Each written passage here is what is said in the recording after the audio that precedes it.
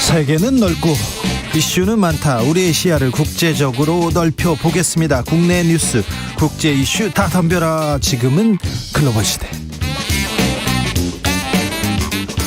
국제적 토크의 세계로 들어가 봅니다. 군사 외교 안보 전문가 김종대 전 의원. 안녕하십니까. 세계적인 평론 스케일 임상훈 인문결 연구소장, 어서 오세요. 안녕하십니까. 네, 날씨가 춥습니다. 그런데요, 두 분은 월드컵 어떻게 즐기고 있습니까? 축구 보십니까? 뭐 우리나라 경기 위주로 좀 봤죠. 네. 그런데 참 저는 축구 경기보다 응원단이 참 다양하고 네. 문화적 특성이 아주 잘 살아나는 이번에 문화 월드컵 같다는 느낌이 참 많이 들고. 월드컵에서 문화를 배우는 거는 뭐 굉장히 많은 문화를 배울 수 있는 좋은 장이기도 합니다. 재미가 쏠쏠해요. 그렇죠. 그런데 이번에 카타르에서 월드컵이 있었지 않습니까? 네. 카타르를 응원하는 1,500명의 응원단이 있습니다. 약간 보라색은 아닌데 그 약간 붉은빛 티셔츠를 입고 막 외치고 응원을 하는데 붉은 악마처럼 열광적으로 이렇게 응원하는데요. 그 응원단이 레바논 노동자들 있지 않습니까? 그분들한테 돈을 주고 이렇게 응원을 시킨 거였어요. 네. 그렇구나. 네. 전 몰랐어요. 그러니까 모든 거를 그 인프라 짓는 것도 그렇고, 네. 뭐 대부분의 그 동원이 전부 그러니까 외국에서, 물론 그렇죠. 국민 구성원들도 자국민보다 이제 외국인이 훨씬 많다고는 하지만, 네. 이제 응원단까지.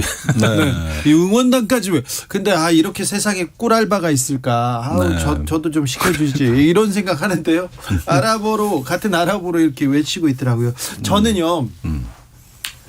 이번에 이란 국가대표팀 막 응원했거든요. 네. 이란 국가대표팀이 숙적 미국, 역사적으로도 악연이 있는 네. 미국한테 져서 조별리그 탈락했어요. 근데 미국 선수들이 막 이렇게 위로해 주는데 이게 스포츠 정신이지 이런 생각도 듭니다. 네, 가장 화제를 많이 뿌린 팀이 또 이란 팀인데 네.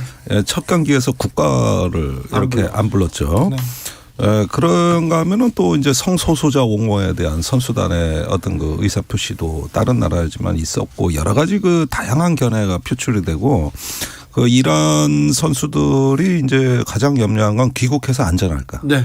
예, 그래서 조금 당국으로부터 탄압은 받지 않을까. 그러게요. 예, 그 부분은 제가 2부에서 조금 더 짚어보겠습니다. 네.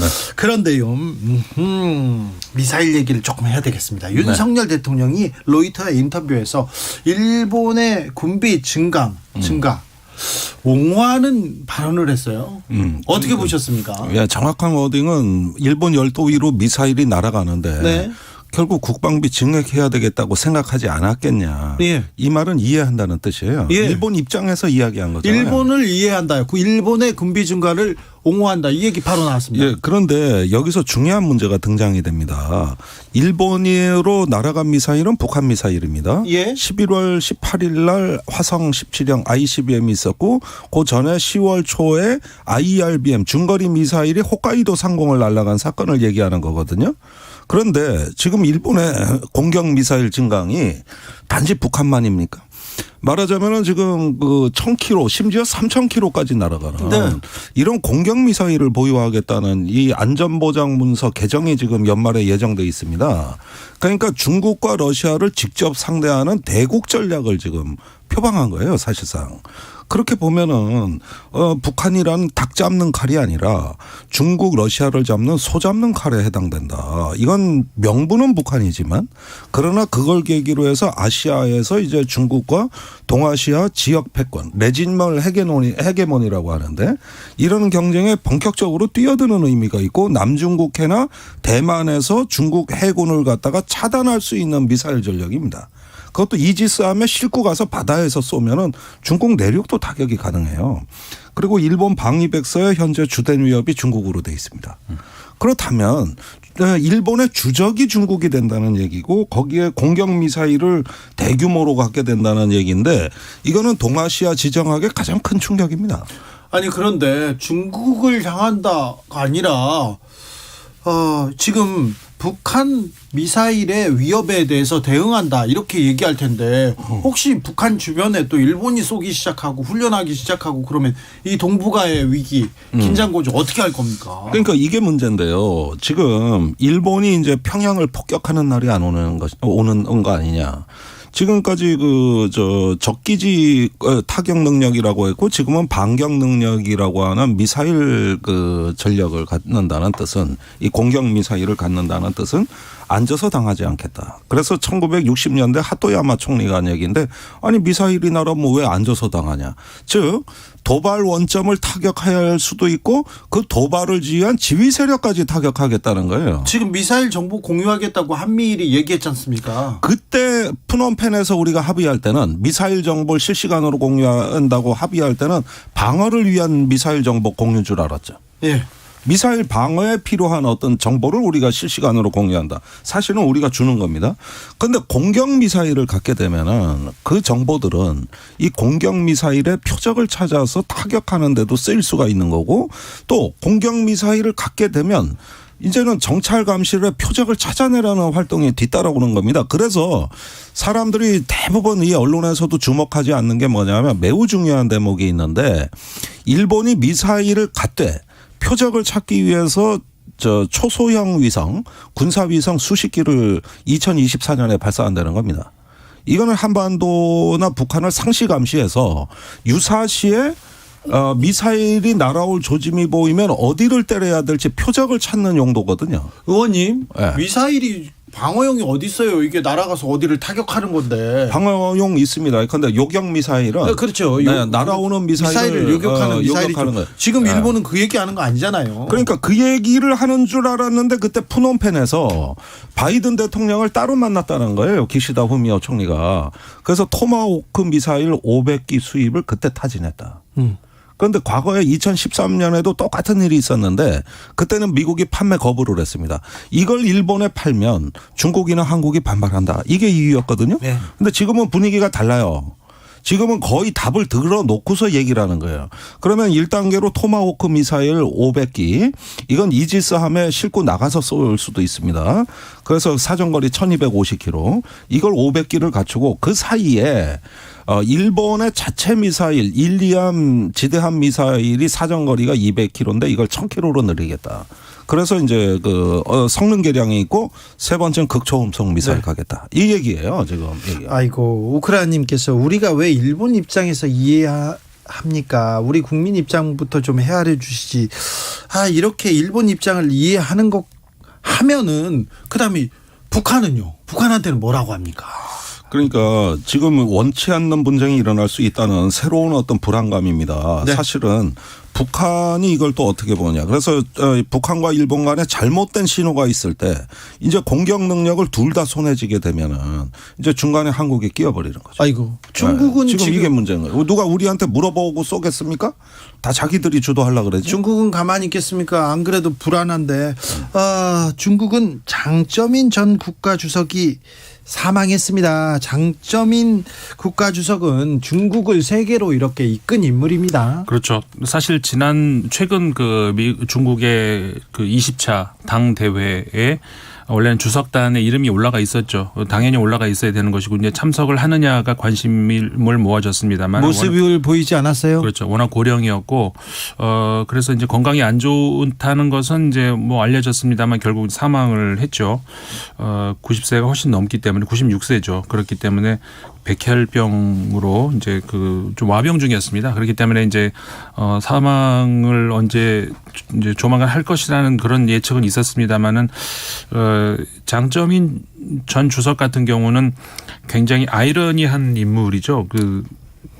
중국의 천안문 사태 때 그때 네. 이제 등장을 한 인물인데 덩샤오핑이 이제 위기 의식을 느끼고 그러면서 뭔가 이제 필요에 의해서 이제 중국이 이제 뭔가가 이제 바뀌어야 된다는 그런 필요에 의해서 어떤 새롭게 등장시킨 인물이긴 합니다만은 사실은 정치적으로는 별로 달라진 것이 없었고 다만 이제 경제적으로 이제 그 전에 있었던 덩샤오핑 같은 경우도 개방 정책을 실시해 왔기 때문에 거기에 대한 연장선에서 봐야 되는 그런 인물이고 그러니까 사실 무난했죠. 서구 입장에서도 그때부터 이제 중국이 세계의 공장에다 이제 불리기 시작을 하면서 개혁 아주 개방 더 가속화했죠. 그렇죠. 15년간 집권을 하는 동안에 처음 임기 시작 시점과 그 끝날 무렵에 중국의 그 GDP가 7배 성장을 했어요. 그러니까 완전히 수직 성장을 한 거죠. 15년 만에 7배를 성장을 했으니까.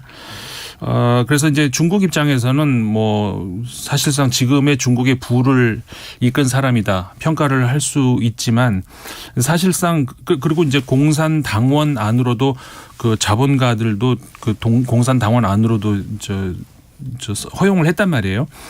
그런 것들이 부를 많이 늘린 반면에 그만큼 이 자본주의 세계에서의 어떤 그 뭐랄까 악영향 이런 것들도 그대로 중국에 들어간 그런 것이죠. 그러니까는 빈부격차가 그 이후로 급격하게. 아니 그렇지만 상하이방을 이끌면서 개혁개방으로 그리고 중국 인민들을 이 경제에 눈뜨게 이렇게 만든 사람인 것 같아요. 그리고 후진타오한테 이렇게 권력을 이양한 것만 봐도 이번에 시진핑 이렇게 비교해 보면 굉장히 좀 존중받아야 될 지도자 아닌가 이런 생각합니다. 그러니까 다른 나라 지도자들을 뭐 특히 이제 현역을 뭐라고 하기가 좀 그렇습니다만은 시진핑 현 주석하고는 저는 개인적으로 비교를 할 수가 없죠. 네.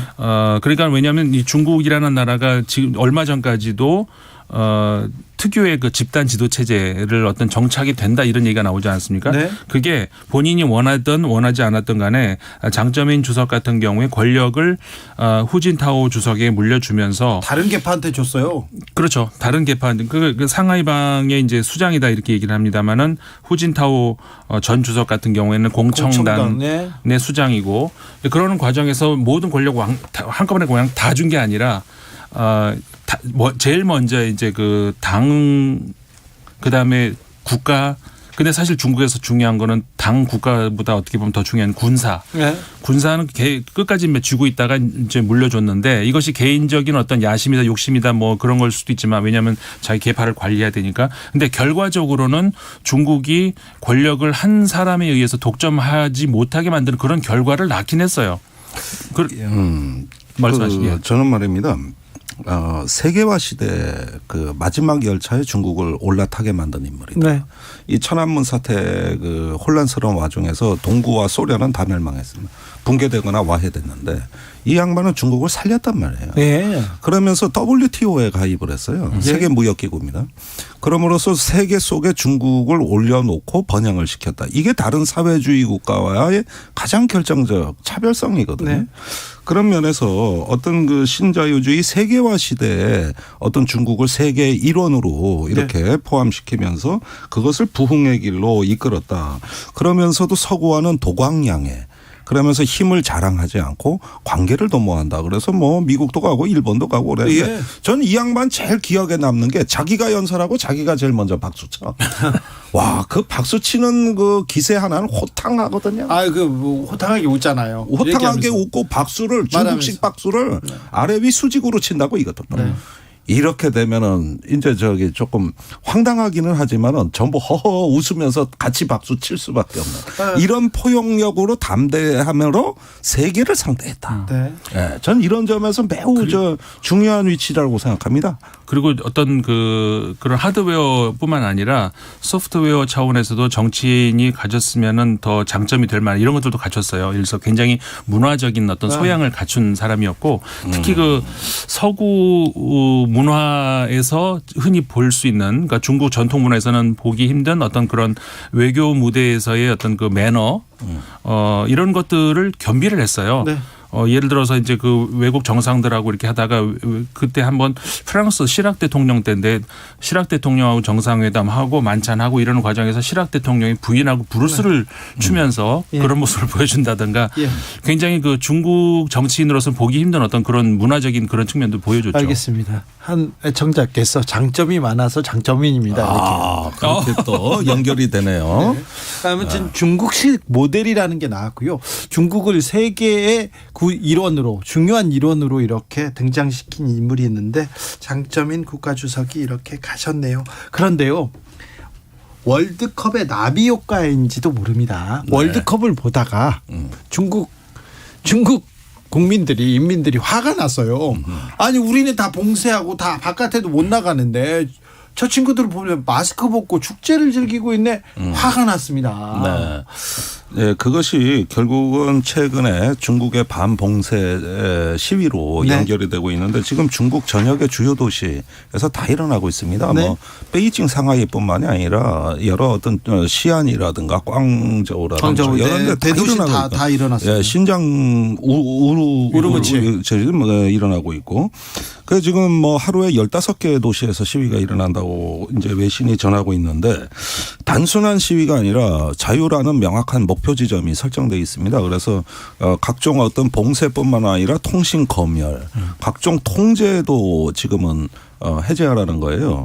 그러면서 처음에는 반봉쇄라는 어떤 그 요구 사항이 지금은 반정부 또는 시진핑 물러나라. 네. 여기까지 지금 확장이 됐다는 것은 아무래도 이건 뭐 불가분의 그 이유 때문에 천안문 사태를 떠올리지가 않을 수 없습니다. 그 당시에도 자유를 요구하고 민주화를 요구하다가 일어난 일이거든요. 네. 그런데 당시에는 그 베이징의 엘리트 대학생들에 국한됐다면 네. 지금은 전국으로 이게 확산돼 있단 말이에요. 그렇죠. 예. 베이징에서만이 아니고 들불처럼 전국으로 번지고 있다는 그런 차이점. 그다음에 그 사실 중국이라는 나라가 전 세계 그리고 전 모든 역사를 통틀어서 거스를 수 없는 게 하나가 사실 있습니다. 국민이 배부르고 그러면 그다음에 정치적 자유를 찾게 되는 거. 이거는 어디에도 예외가 없고 중국이 언젠가는 겪어야 할 일인데 지금까지 이게 언제가 될 것인지 미뤄왔던 거 중국이 어떻게 이걸 연착륙을 하느냐. 사실 이게 굉장히 관건이었는데 이번 사태가 그 시진핑 주석의 세 번째 연임 이게 과연 중국 국민들이 어떻게 받아들이고 있는 것인가. 우리 좀 전에 그 장점인 이야기도 했습니다만 장점인 주석 같은 경우에 권력 이양했고 후진타오 권력 이양했고 그런데 안 하고 있잖아요. 이런 상황에서 중국은 아까도 이제 경제 이야기했습니다만 경제 성장을 눈부신 경제 성장을 이루었고 다시 말해서 이제는 그만큼 돈도 벌었고 그렇으면 정치적 자유는 어떻게 되느냐 이거는 나올 수밖에 없는 거거든요. 근데 시점이 지금 묘하게 그렇게 됐기 때문에 중국 입장에서는 긴장을 안 할 수가 없는 것이죠. 소장님. 코로나 정책 봉쇄 통제로 지금껏 눌러놨는데 사실 바이러스가 통제한다고 해서 봉쇄한다고 해서 이게 끝까지 막을 수 있는 일이 아니라는 걸 우리는 다 알지 않습니까? 그렇죠. 세계가 다 알지 않습니까? 네.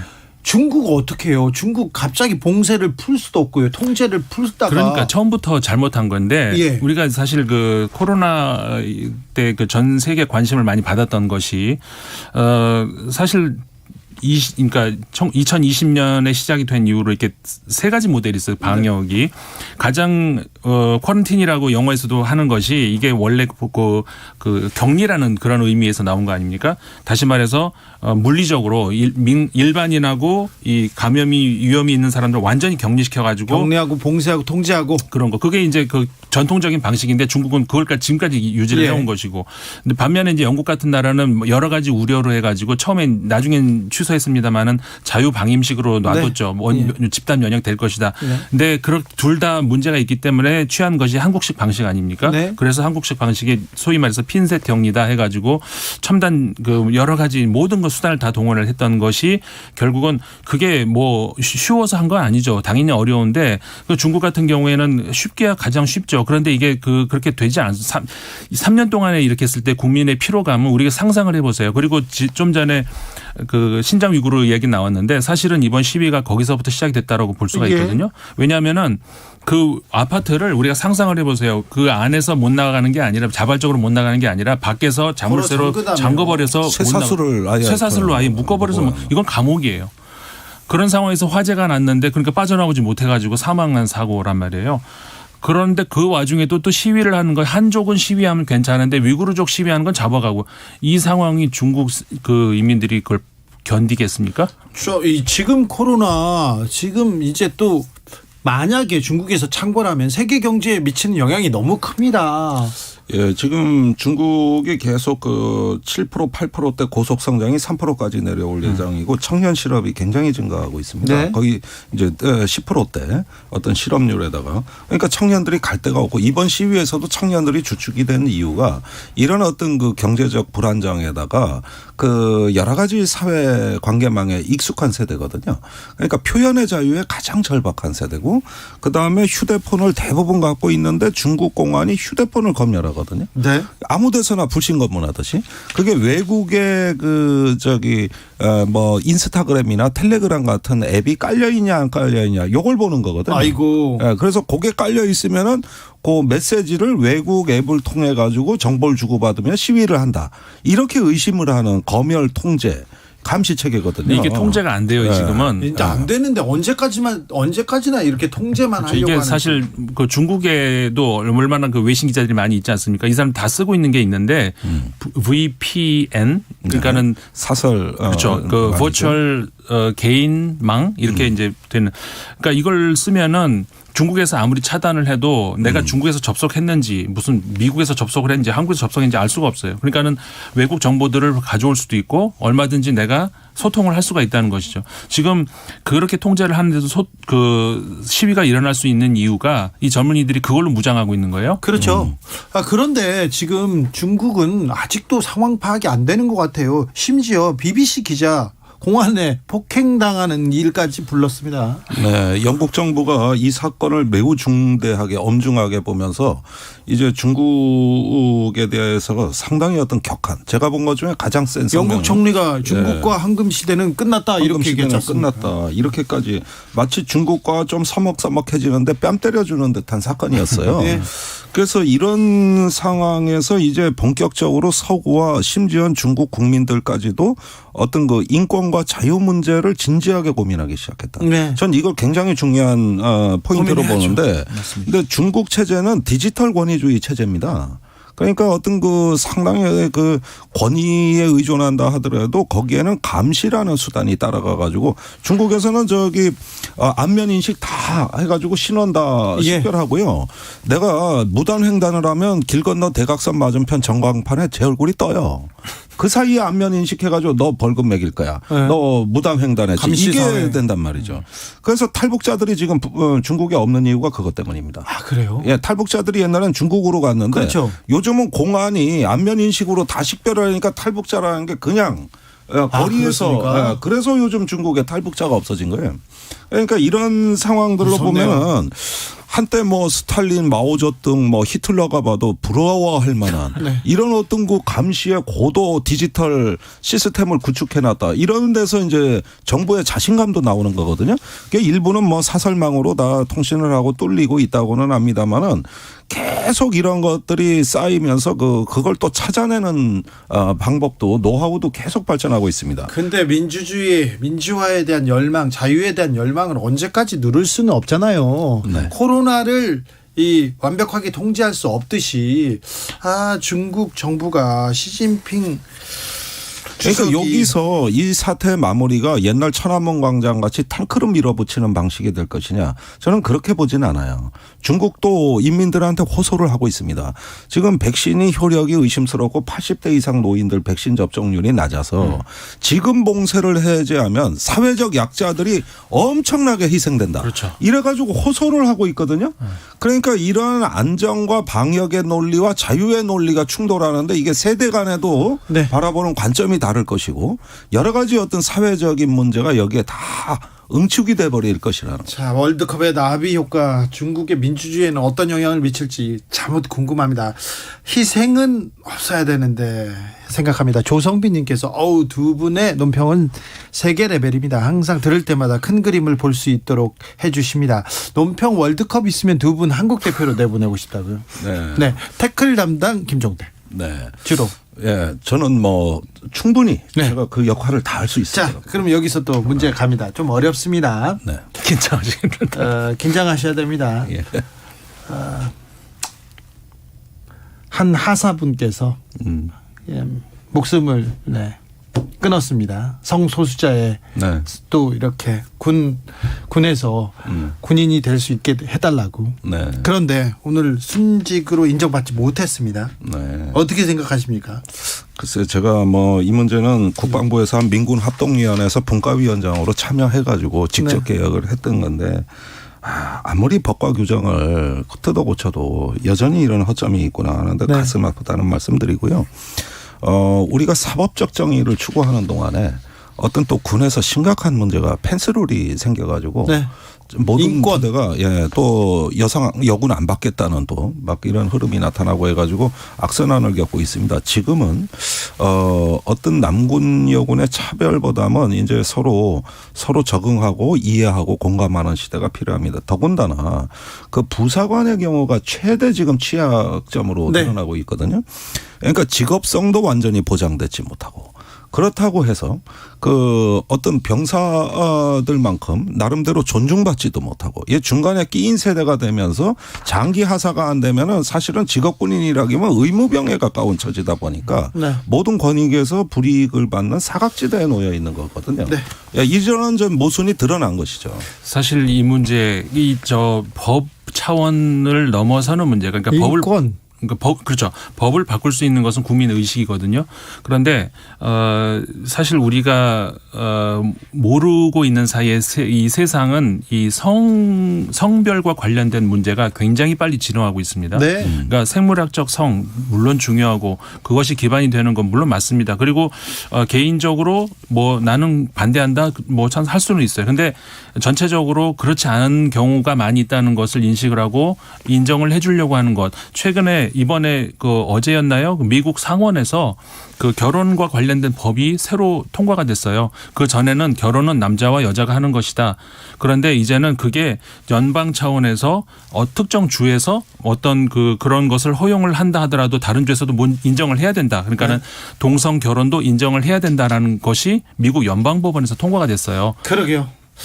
우리만 이렇게 뒤처져 있는 거 아닌가 이런 생각합니다. 고 변희수 하사 군에서는 공무와 인과관계가 없다. 그래서 순직을 불인정했는데 인정하지 않았는데 저는 군의 인권 차원에서 우리가 고민해봐야 될 때가 왔다고 생각합니다. 좀 너무 늦지 않는가.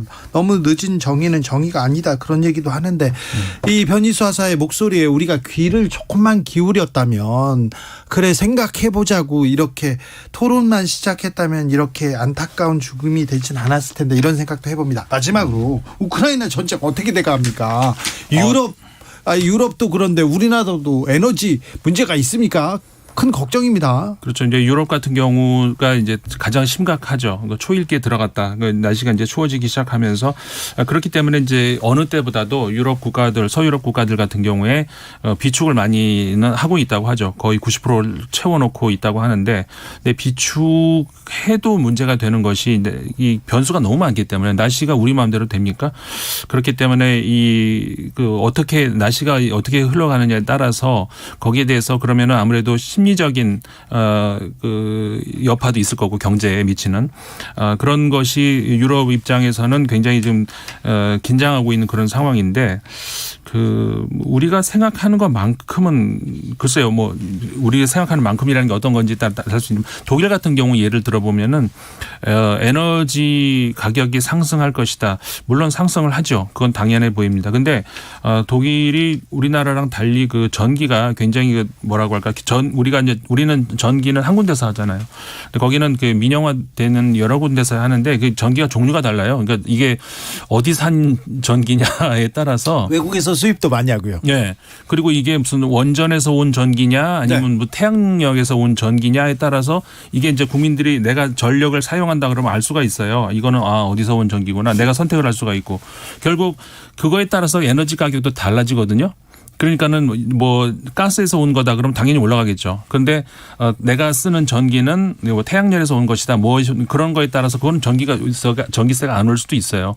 그러니까는 무서울 만큼 독일 사람들 특히 이번 그 우크라이나 전쟁 난 이후로 더 박차를 가고 있는 것이 그 원전보다 빨리 이 친환경 에너지로 가야 된다는 쪽으로 더 박차를 가고 있거든요. 이게 그 독일의 무서운 저력이 아닌가 생각이 들어요. 저는요.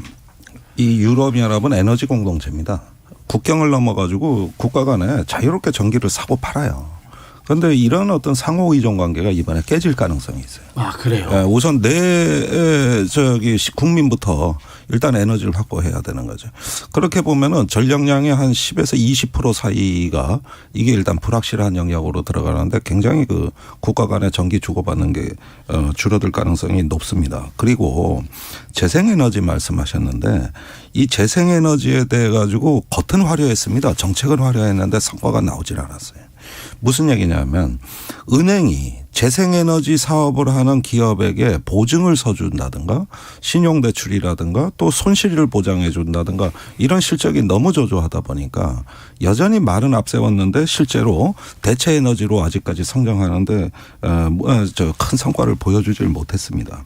그리고 외국의 에너지 수입이 장기 계약보다 단기 계약이 많습니다. 이런 상태에서 러시아가 가스관을 잠궈버리는 순간 그 에너지의 평소의 불안 요인들이 다 드러나 버린 거거든요. 그러면 이렇게 해서 겨울 전쟁을 과연 무사히 치를 수가 있느냐 하는 건데 푸틴은 더더욱 자원을 무기화하고 있는 네. 상황이고 이런 상황에서 이 기본적인 에너지 보조금에 대한 재정 지출 정부 보조금이 앞으로 초래할 또 재정 적자하고 금융의 어떤 신용의 위기로 연결될 가능성이 또 있는 거거든요. 걱정이네요. 네. 김종대, 임상훈 두 분 오늘도 감사했습니다. 갑자기. 네.